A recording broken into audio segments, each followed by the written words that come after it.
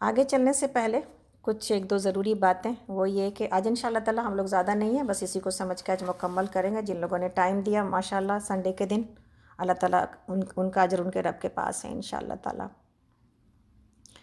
اور ہم انشاءاللہ تعالیٰ اب سنڈے کو شامل کر لیں گے، اور اسی طرح ہم لوگ 11 بجے کے ٹائمنگ پر سنڈے کو شروع کریں گے۔ اگر ہمیں 11 بجے کے ٹائمنگ کے حساب سے کچھ مشکل ہو رہی ہے تو ہم لوگ یہ کر سکتے ہیں کہ ہم تھوڑا سا پہلے آنے کی کوشش کر لیں ہر کوئی، یعنی 11:15 بجے۔ خیر آج تو ہمیں 11:15 بجے بھی نہیں آنے دے رہا تھا روم میں۔ تو دو نمبر ہیں فی الوقت، ایک وہ نمبر جو ابھی تک آپ کو فلائر میں دیے جا رہے تھے، لیکن دوسرا وہ نمبر ہے جو میرا پرانا دور قرآن کا نمبر ہے، وہ اسی کو استعمال کر کے آج ہم لوگ اس روم میں موجود ہیں۔ اس میں بھی دقت ہو رہی تھی ہم کو آنے میں، وقت لگا ہمیں اس میں آنے میں، لیکن الحمدللہ یہی نمبر ورک کر گیا پہلے، تو ہم لوگ آج اس کلاس میں ہیں۔ تو آپ لوگ پلیز اپنی جگہ پر دونوں نمبروں کو رکھیں۔ جو پہلا نمبر ہے جس پر آپ آ رہے تھے، اس میں اگر کسی کو چارجنگ ہو رہی ہے تو اس میں موجود ہے کہ کون سا نمبر آپ شروع میں ڈال کریں گے جس کے بعد آپ کو چارجنگ نہیں ہوگی۔ تو ایک بات تو یہ ہوگی کہ یہ دونوں نمبر آپ کے پاس ہوں گے۔ تیسری بات یہ ہے کہ سکینت گروپ پہ اپنے آپ کو شامل کر لیں، تاکہ اگر کوئی مسئلے کا سامنا ہوا تو آپ کو ویل اویئر ہوں گے کہ آپ کو کیا کرنا ہے اور کیا نہیں کرنا ہے اس سلسلے میں۔ اگر وہاں پر میسیجز جا رہے ہوتے ہیں اور آپ کو گائیڈ لائنس وہاں پر مل رہی ہوتی ہیں کہ ہم کس مشکل سے گزر رہے ہیں، آپ کو کہاں ہونا چاہیے، یہ ساری چیزیں وہاں پر افشین ماشاءاللہ ڈال رہی ہوتی ہیں۔ تو جو لوگ ابھی تک سکینت گروپ سے نہیں جڑے ہیں وہ اس وجہ سے جڑیں، دو فائدے ہیں۔ ایک تو یہ کہ آپ ویل اویئر ہوتے ہیں ہر ایک ہمارے پروگرام کے اعتبار سے، ریمائنڈرز آپ کو جاتے ہیں، دوسرے آپ کو ریکارڈنگ مل سکتی ہیں۔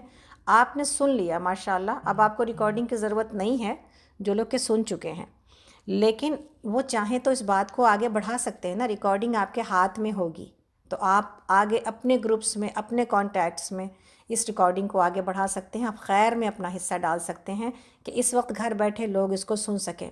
ان سے یہ کہیں، وہ کہیں گے کہ شاید ان کو اتنی ریکارڈنگ اور اتنا لمبا ٹائم ان کے پاس نہیں ہے 2 گھنٹے سننے کا، ان سے کہیں کچھ بھی تھوڑا بہت سنیں، تھوڑا بہت علم حاصل کریں، تھوڑی بہت سمجھ بوجھ بڑھائیں۔ تلاوت آپ کو اس قرآن کے ساتھ ساتھ کرنی ہے، اس لیے کہ ہم لوگ یہاں پہ تلاوت نہیں کر رہے، عربی کی تلاوت مطلوب ہے، اور دور قرآن میں یہ آپ کی ذمہ داری ہے آپ تلاوت کریں، تو یہ آپ کی ذمہ داری ہے انشاءاللہ۔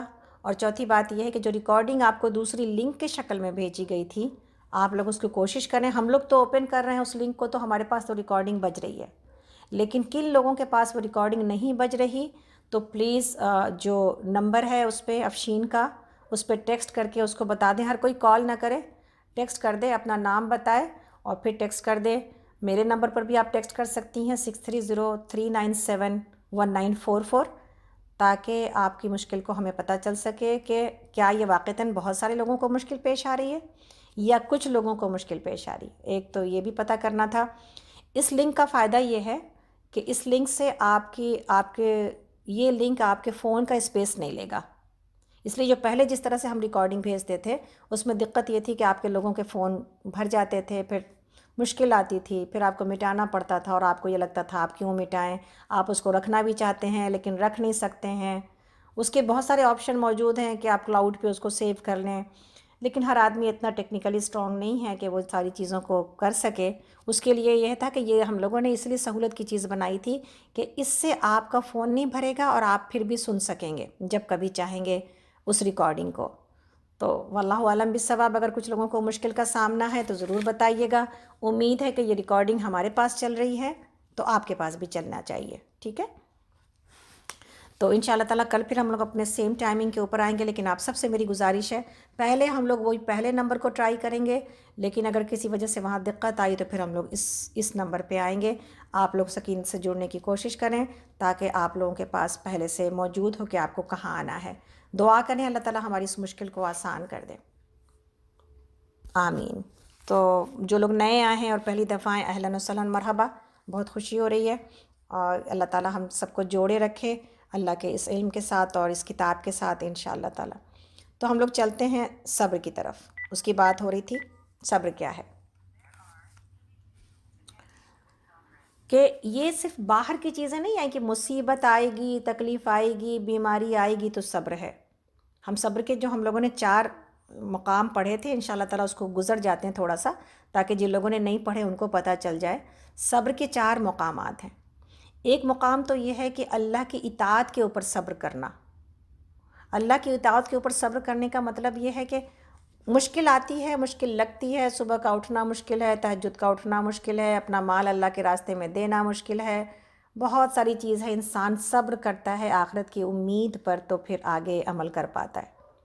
تو ہر اللہ کی اطاعت جو ہے نا، ہر اللہ کی فرما برداری، ہر اللہ کا حکم آپ سے اور ہم سے ایک صبر کا مطالبہ کرتا ہے کہ ہم کہیں نہ کہیں کسی کچھ چیز کو چھوڑیں گے اپنی زندگی میں تو ہم اس پر عمل کر پائیں گے، اپنے کام کو چھوڑیں گے تو وقت پر نماز پڑھ سکیں گے، ہے نا، اپنی فیملی کو تھوڑی دیر کے لیے چھوڑیں گے تو پھر اس دور قرآن میں شریک ہو پائیں گے۔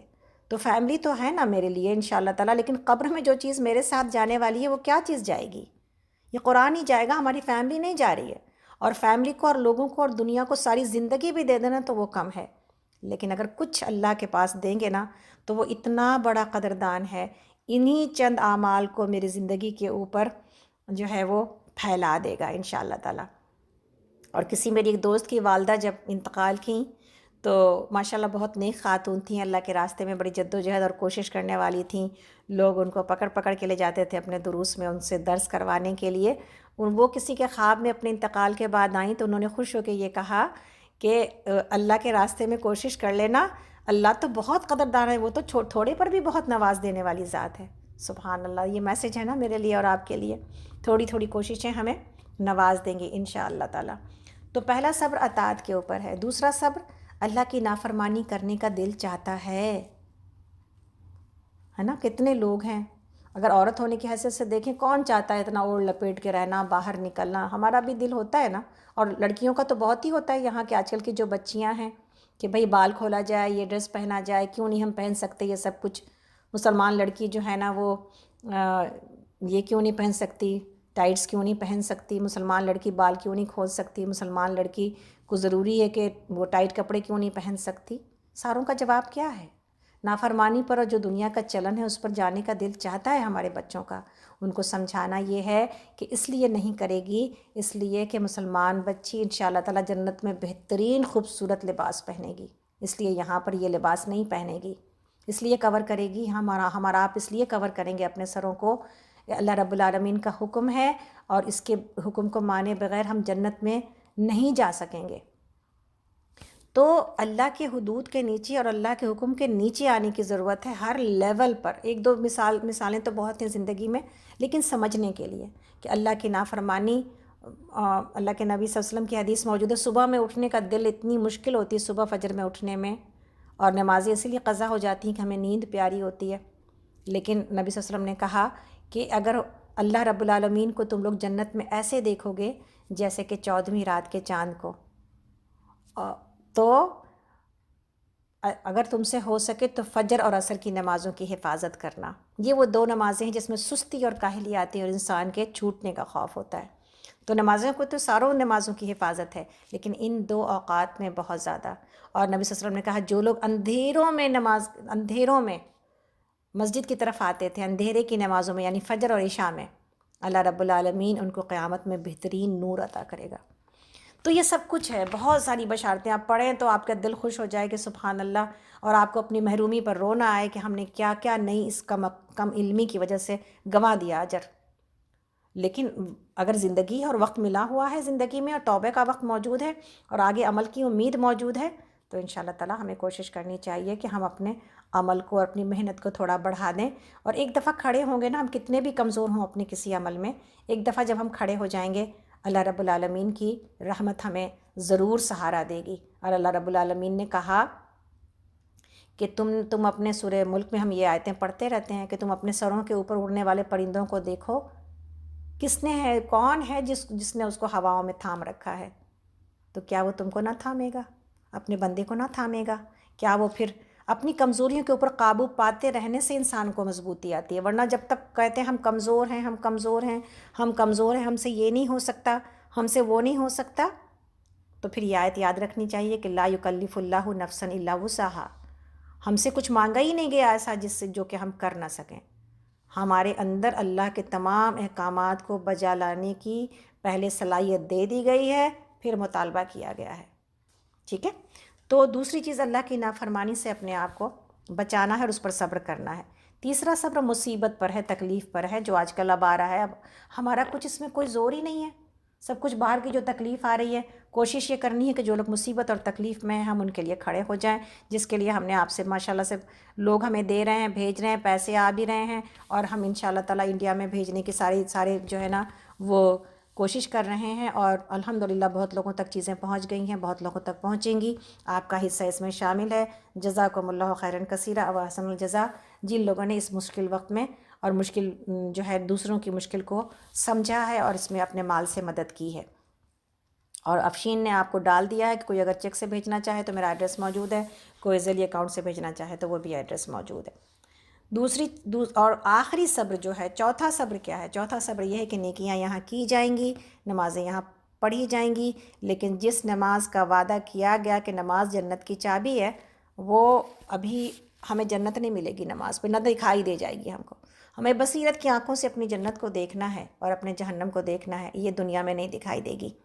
تو پھر ہمیں اس کے وہ اللہ کی اطاعت کے اوپر صبر کرنا ہے کہ دنیا میں اس کا اجر ملتا بھی ہے، برکتیں آتی ہیں، وہ بھی اس کے لیے بھی بصیرت چاہیے سمجھنے کے لیے، لیکن اصل جگہ کیا ہے جہاں پر آپ کو اور ہم کو اجر ملے گا، وہ آخرت ہے۔ تو آخرت کی اور جنت کی امید پر اپنے آپ کو اجر کے لیے محنت یہاں کی جائے گی، بیج یہاں بوئے جائیں گے، فصل وہاں کاٹی جائے گی۔ اس پر صبر کرنا ہے، اس کسان کو، اس فلاح کو صبر کرنا ہے کہ بیج بو بیج بو بیج بو، ابھی سیڈنگ ہوتی رہے، بس ڈالتے جاؤ، اور اللہ پر سے امید رکھو کہ وہ گن گن کے رکھ رہا ہے میری تمام نیکیوں کو، اور وہ اس سے کہیں زیادہ بڑھا چڑھا کر دینے والا ہے۔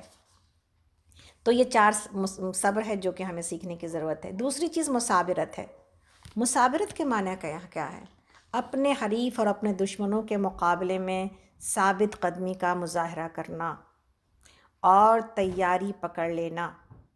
مسلمانوں کو اپنے دشمنوں کے درمیان یا دشمنوں کے مقابلے میں مسلح، یعنی اگر آرم کی ضرورت ہے آج کے زمانے میں، آپ دیکھیں یہ 2 سپر پاور کیوں سپر پاور بن گئے؟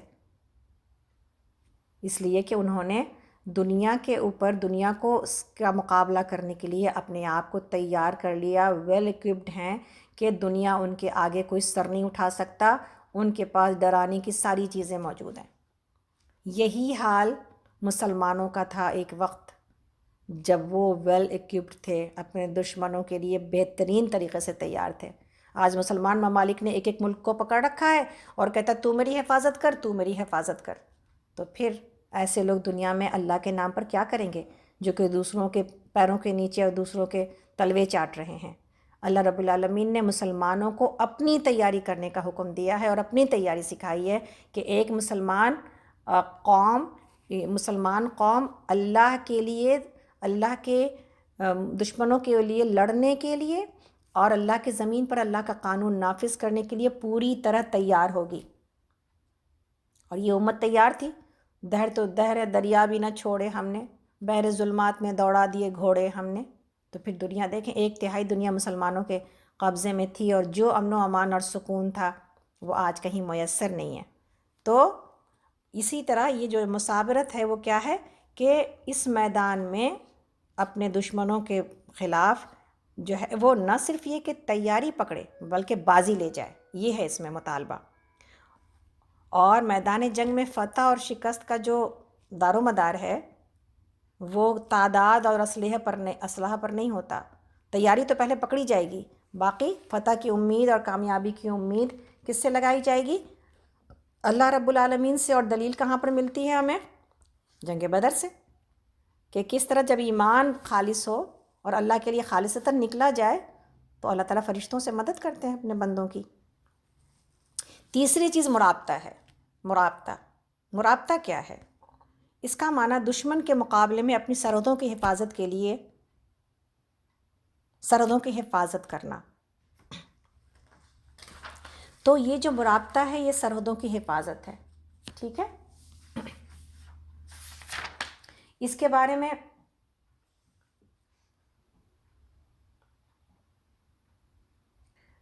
مسابرت کے بارے میں اور اس کے بارے میں مرابطے کے بارے میں بہت ساری حدیثیں موجود ہیں۔ صحیح بخاری میں ہے کہ ایک دن کی یہ تیاری ساری دنیا سے اور جو کچھ اس میں ہے سب سے افضل ہے۔ اور مسلم شریف کی ایک حدیث میں ہے کہ ایک دن رات کی جہاد کی تیاری ایک ماہ کے کامل روزوں اور ایک ماہ کے یعنی ایک مہینے کے تمام شب بیداری سے افضل ہے۔ اور اسی تیاری کی حالت میں اگر موت آ جائے تو جتنے اعمال صالحہ یعنی جتنے نیک اعمال کیے گئے تھے سب کا ثواب پہنچتا رہتا ہے، یعنی وہ سارے اعمال ثواب جاریہ بن جاتے ہیں اور اسے فتنہ قبر سے نجات ملتی ہے۔ یہ بات ہے کہ 3 لوگ ہیں جن کو فتنہ قبر سے نجات ملتی ہے۔ اور فتنہ قبر کیا ہے؟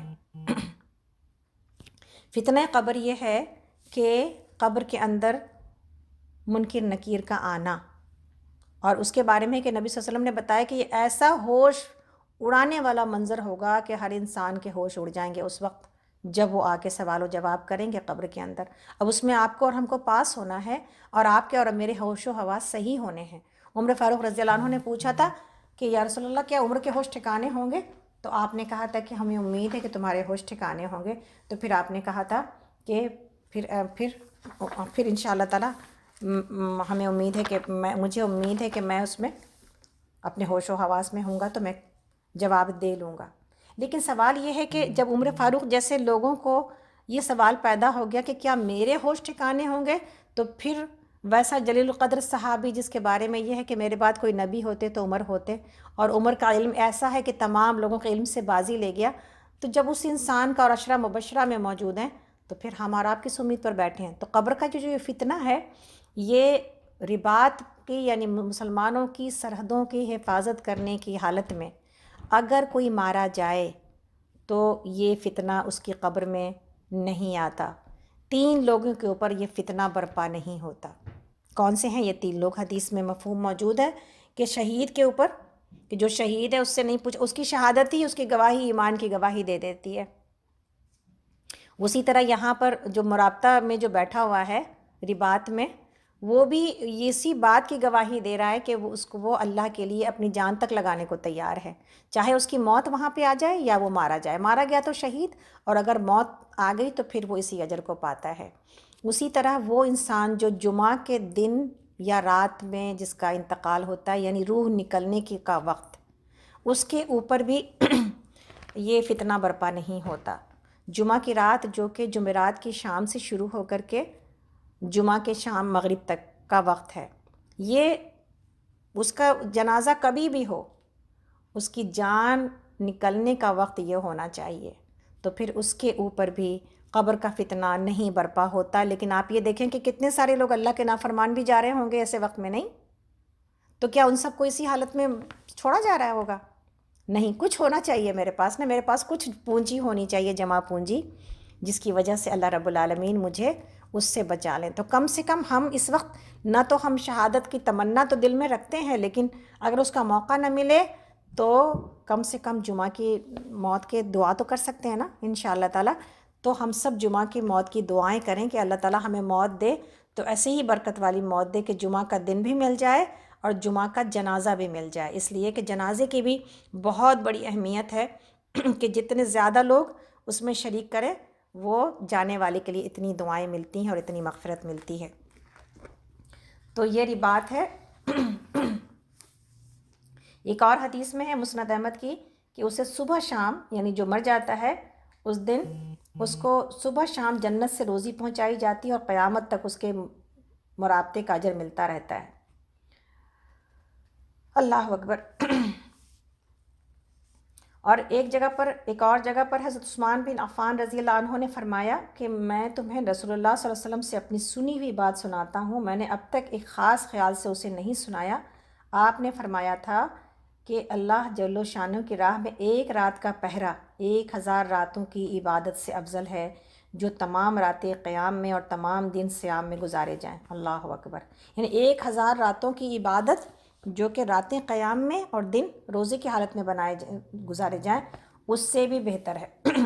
اس فضیلت کے حاصل کرنے کے لیے کہیں تم سب مدینہ چھوڑ کر میدان جنگ میں نہ چل دو، اس لیے میں نے اب تک نہیں سنایا تھا تو اب سنا دیتا ہوں۔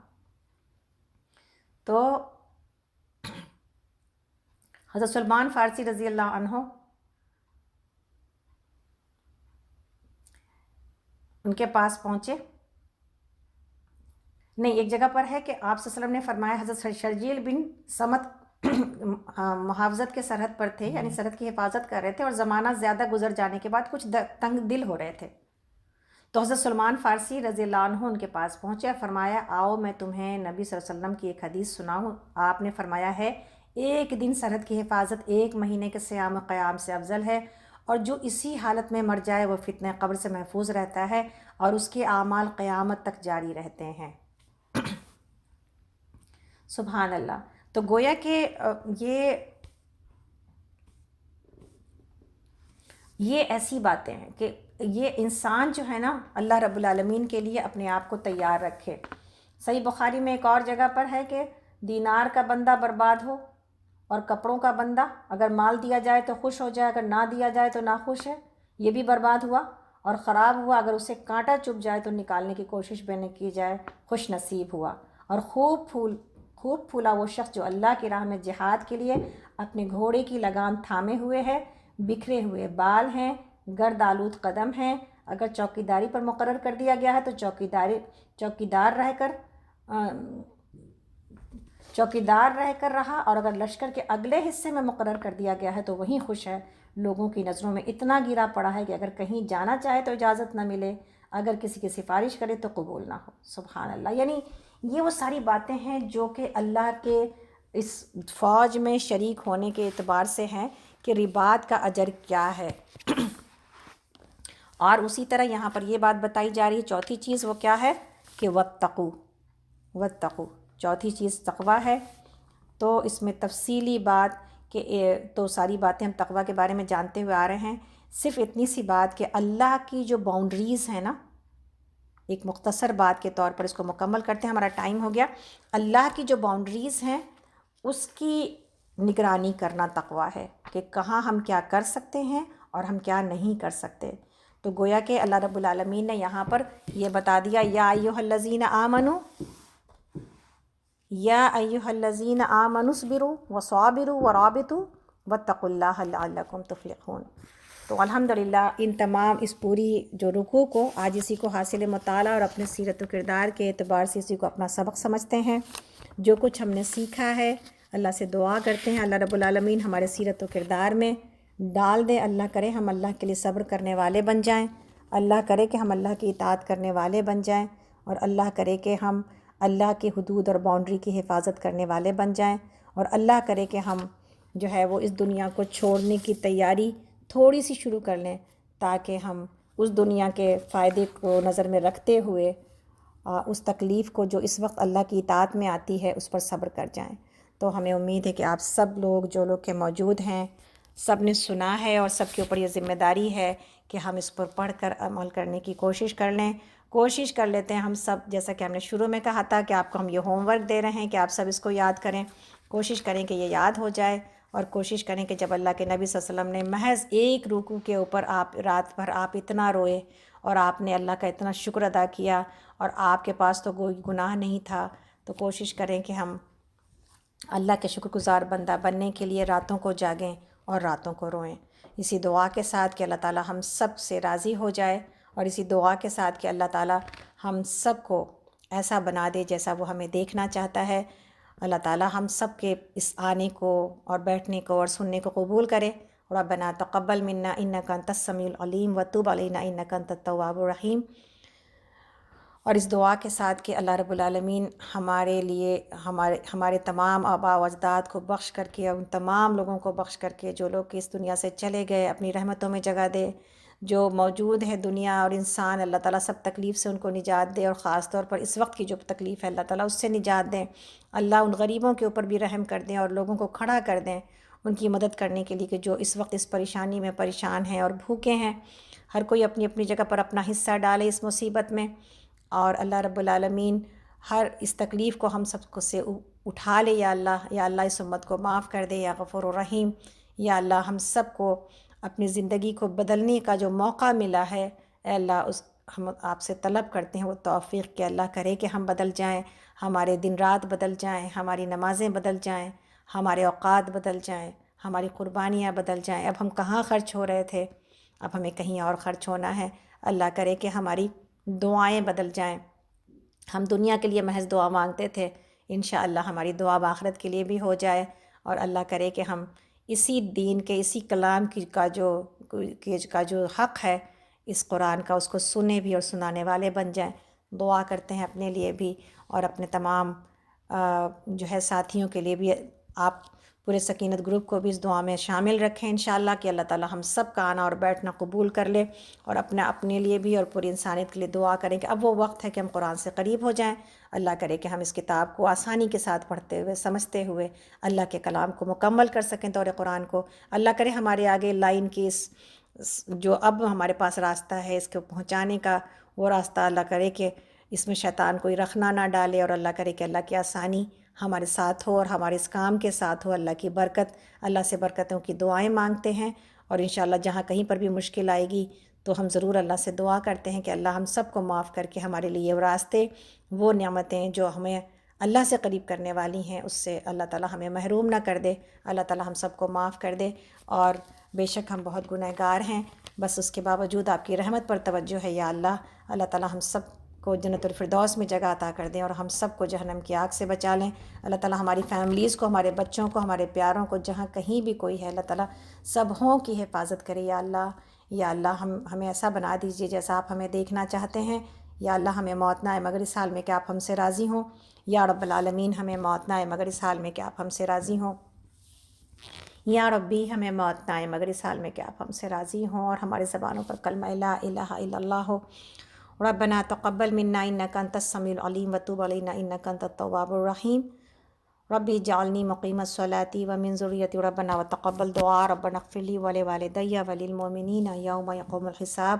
ربنا هب لنا من ازواجنا وذریاتنا قرۃ اعین واجعلنا للمتقین اماما. بسم اللہ الذی لا یضر مع اسمہ شیء فی الارض ولا فی السماء وهو السمیع العلیم. بسم اللہ الذی لا یضر مع اسمہ شیء فی الارض ولا فی السماء وهو السمیع العلیم. بسم اللہ الذی لا یضر مع اسمہ شیء فی الارض ولا فی السماء وهو السمیع العلیم. رب ارحمہما کما ربیانی صغیرا. اللہم اغفر لہما وارحمہما کما ربیانی صغیرا. اللہم اغفر لہما وارحمہما کما ربیانی صغیرا. آمین یا رب العالمین، آمین یا رب العالمین. جزاکم اللہ خیرا کثیرا واحسن الجزاء. سبحان ربک رب العزۃ عما یصفون وسلام علی المرسلین والحمد للہ رب العالمین. سبحان ربک رب العزۃ عما یصفون وسلام علی المرسلین والحمد للہ رب العالمین. آمین یا رب العالمین. السلام علیکم ورحمۃ اللہ وبرکاتہ.